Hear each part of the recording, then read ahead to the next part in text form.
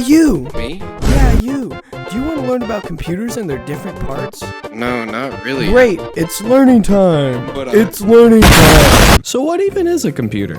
According to Techipedia, a computer is a machine or device that performs processes, calculations, and operations based on instructions provided by a software or hardware program. It has the ability to accept data, input, process it, and then produce outputs.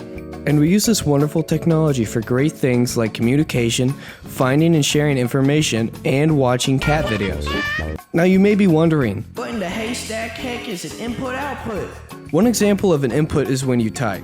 When your fingers hit those keys, it's sending information from your keyboard to your computer. You are inputting information into your computer. An example of an output is when you watch a video on your monitor.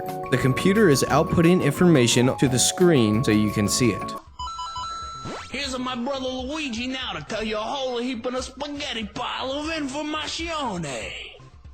Hello, Mario. Hello, I'm Luigi, and I'm here today to tell you all about Are the 5 basic parts of a computer. A motherboard, a central processing unit, aka the CPU, a graphics processing unit, aka GPU, also known as a video card or graphics card, random access memory, aka RAM, last, storage, solid state drives, SSDs, or hard disk drive, HD. What is a motherboard? It's the big old circuit board you see in all computers. It connects all the components of your computer together and makes it possible for them to communicate with each other. Think of it as glue that holds everything together. Next up, we have central processing unit, or CPU for short. Think of the CPU as the brain of the computer. It is directly plugged into the motherboard and it communicates with all other components. All the processes of a computer are taken care of by the CPU. Next up we got GPUs, aka graphics cards. This is the one that gamers obsess over, because a high-end graphics card will produce high-end visuals found in most modern video games.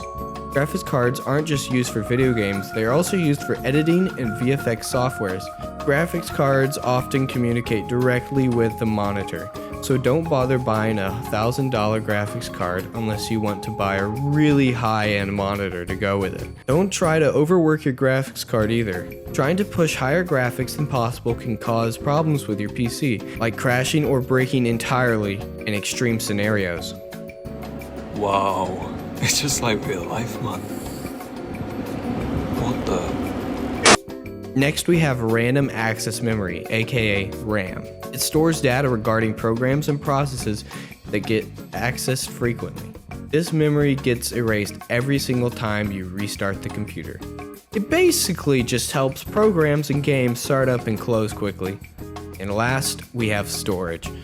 All computers need to have storage space. Modern computers have either a hard disk drive, HDD, or a solid state drive, SSD. But what's the difference?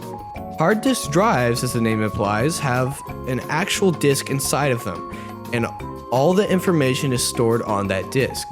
The disk is read by a mechanical arm. On the other hand, solid state drives do not have a disk, making them faster because there is no moving parts, so no waiting for an arm to find the information. SSDs are more expensive than HDDs, but HDDs are slowly becoming obsolete due to the fact that they are slower. Well, that's the 5 basic parts of a computer. Of course, this isn't every part. I skipped over the fans, case, power supply, Wi-Fi adapter, and all that stuff. But I don't think I need to explain what a fan does. So if you want to learn more about computers and how to build a PC, you should go watch Linus Tech Tips or something. Okay, bye.